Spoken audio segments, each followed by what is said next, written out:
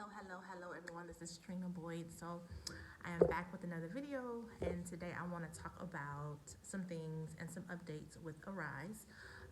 So some things has transpired. I know in previous videos I've talked about some things that is going on with Arise, but one of the things that I want to bring to everyone's attention are some updates. So before I get into this video, make sure you subscribe to my channel. And comment and like this video as well if this is some good content. So one of the things that I've noticed now is that Arise do require that you do a background check before you're actually onto the portal. So once you register with the Arise platform, once you register, you will be prompted to go under a call center, and then after you're under that call center, you would do a background check. So the background check is $9. I think it's $9.99. So this is a small investment, and what you should be asking yourself before you pay the $9.99 is if you will get a return back on your investment. And the answer is yes. So the reason I say that you would get a return back, depending on what client that you're working for, you'll be making that per hour. One of the clients that I'm doing now, of course, it starts off at $9.50, but you will get that back once you are working.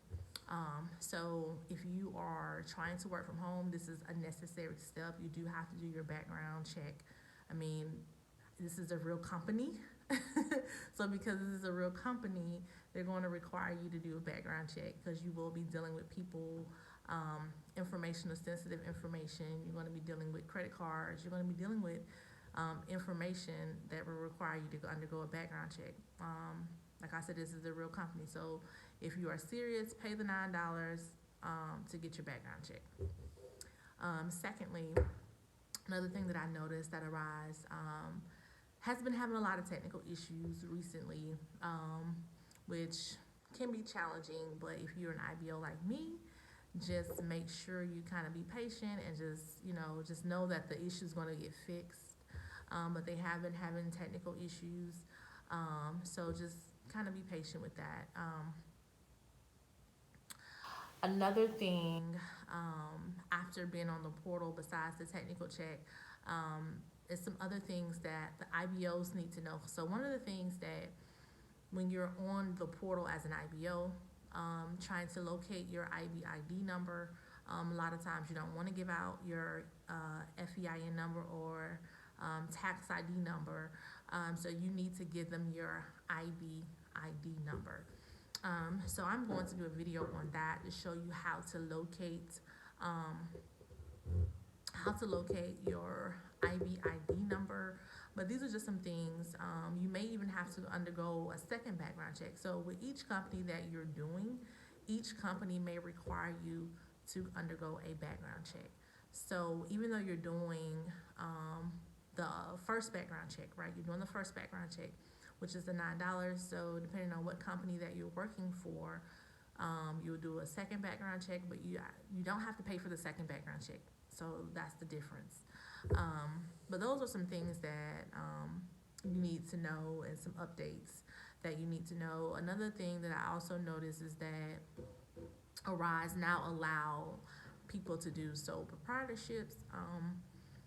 Do I think this is a bad idea?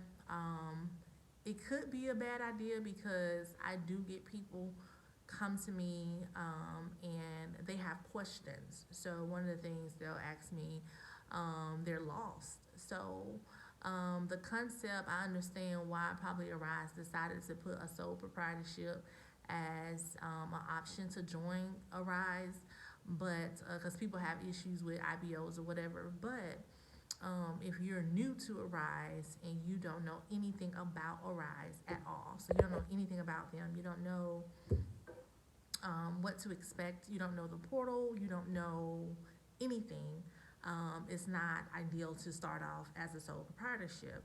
And I'm not just saying that as an IBO, I'm just saying that from people calling me, asking me questions, and I don't mind answering questions when people call me. It's just I prefer an appointment, like a phone appointment, versus just calling me up because I'm super busy. But people just call me up and like, I have a sole proprietorship and I have these questions. And it's like the phone call is 30 minutes long. I don't really have 30 minutes of unscheduled time to actually be on the phone explaining, you know, and that's time. So that's one of the reasons if you are new, you need to go under a call center. If they have fees, just pay the fees or whatever. But yeah, they have that option now where you can do a sole proprietorship. If you're new, I would not suggest it. But if you're like, I already know about a rise and you just, you know, want to do a sole proprietorship, you cannot accept CSP, so you cannot accept customer service reps under your call center as a sole proprietorship. But if you just have questions, you still need that support. So what I am thinking about doing is opening up to people who actually need support, like monthly group chat or over the conference, like video chat for people who want to do that. So that's what I'm in the process of creating for CSPs who do not have an IBO. But I do currently right now, if you're an IBO and you need help with your call center, you need help with anything in pertaining to your call center, questions about invoices, questions about how to pay people, questions about paperwork, questions about how to get started, that kind of thing. I have currently every month, twice a month, we do a mastermind video questions where you get on, other IBOs are on, and you just pretty much ask questions about your call center, what you need help with, and I'm there to help you. So I do have that link posted if you want to join that mastermind group.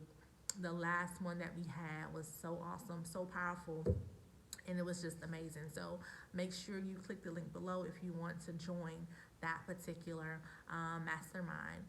But yeah, so those are the two updates I wanted to kind of go through with you all. Just make sure if you're serious, just pay the money for the background check. It's $9, and you have to do that before. Oh, another thing before I end this video, y'all remember I talked about. Sorry, y'all. Y'all remember I talked about.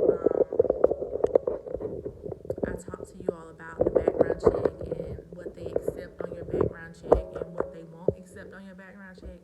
That has changed. Okay, hold on a second.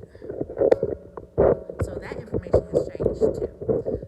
So recently, I knew some people who were trying to do a rise, and one of the things I was saying, okay, they have something on their background, but they can still work, right? That's what I was saying. They can still work, but I don't know if that's true anymore.